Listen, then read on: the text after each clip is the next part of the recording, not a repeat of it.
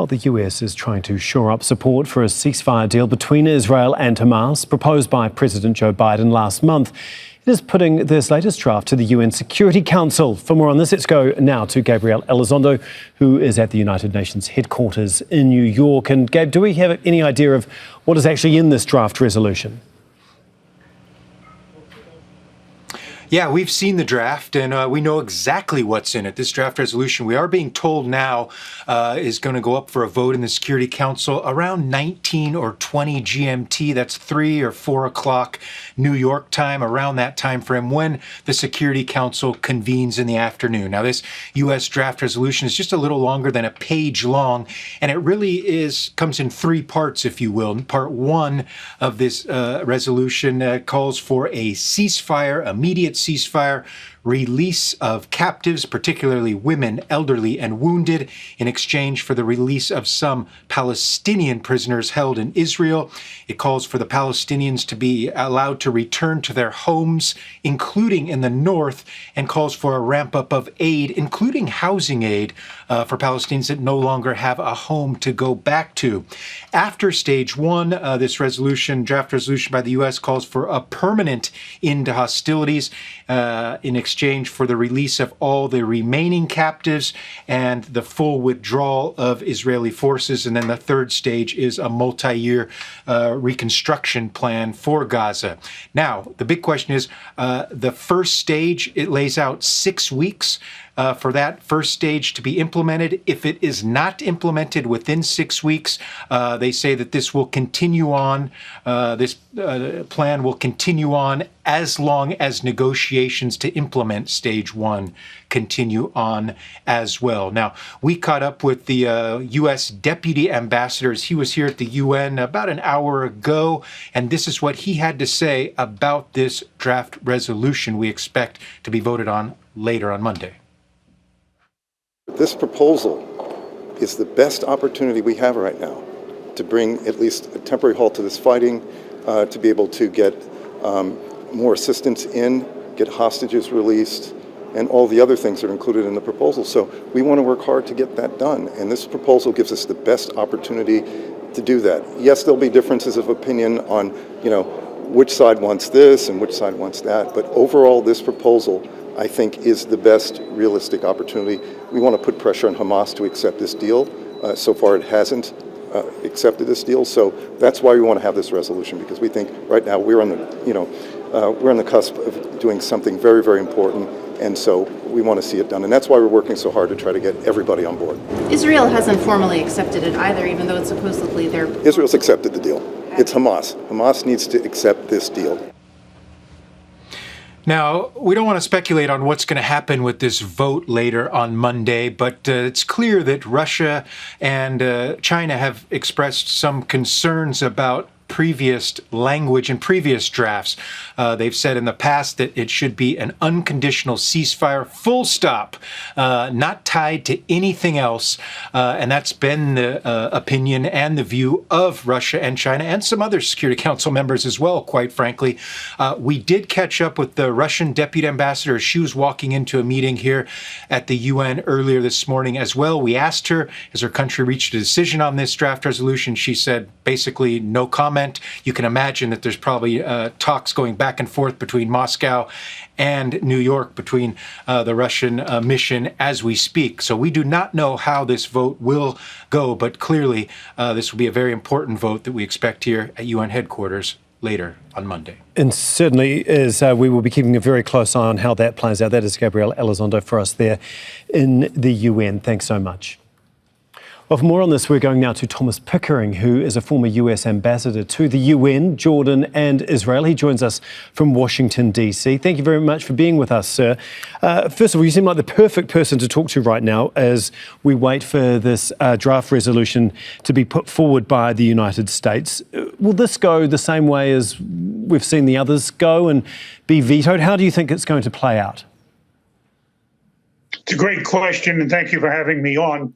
And at the moment, there is enough uncertainty about how this would come out to say that we're in a classic situation in the Security Council, where, in fact, we have increasing confidence that we can bring along the vetoes that are at this point potential from either Russia or China or both. Or the alternative is that they will have to bear the responsibility for interrupting a process that at the moment seems to offer one of the few hopes for an end to carnage in the region, the rebuilding of stability, the protection of human life, the return of hostages, and the release of Palestinians. The stakes are large. In effect, using the Security Council as a leverage point is a risky proposition, but not one that has been abandoned by the U.S. in the past with mixed success. So I say keep your eye on this space. Anybody who tells you they know how it's going to come out is to be listened to, but skeptical about. Indeed. As well as being an ambassador to the UN, Jordan and Israel, I also understand you are the former ambassador to Russia. They obviously will play a very crucial role here. What do you make of how do you believe that they might vote here? I think it's very difficult to tell. They're guarding their public record on how they're going to vote on this.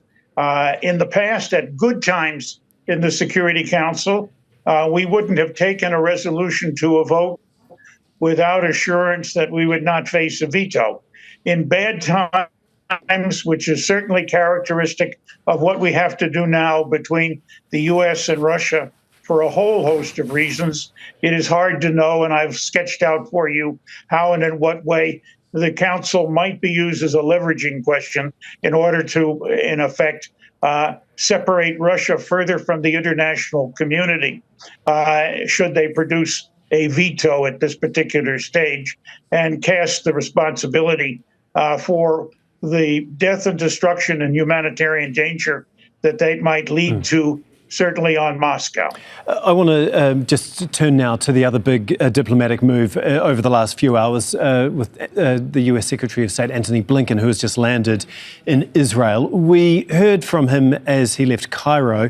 He said Hamas continues to show extraordinary cynicism, quote, basically blaming them for a lack of a deal. What did you make of those comments in particular, and how helpful are they in actually trying to get a deal across the line?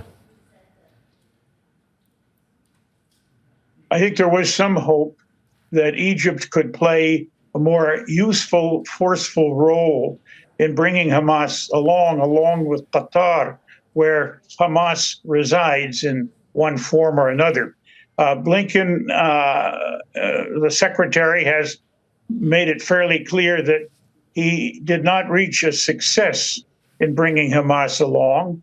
The resolution Security Council, I think, had as its initial purpose, if it could be passed, a further leveraging point, further pressure on Hamas, and further indication that if we can't get that through persuasion and diplomacy, we can get it through Security Council action and perhaps international support for the plan that President Biden unrolled.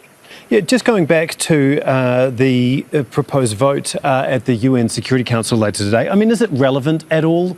Because we've seen so much division within the UN Security Council in recent times, especially compared with the General Assembly, which has so far backed ceasefire deals pretty much from the very beginning of this war.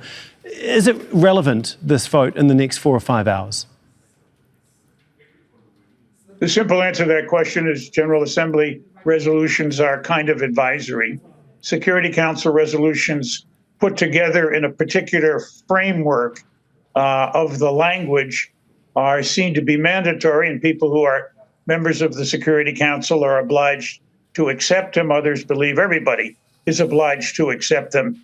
I have, in one way or another, attempted with your questions to deal with the issue of, if a resolution is not mandatory, can it still reflect influence of the international community? And in the General Assembly, if there is a very large majority, then countries move at their peril, because maybe the next step will be sanctions and other kinds of steps taken further to pressure those who are hesitant, like Hamas at this stage, to join in the resolution.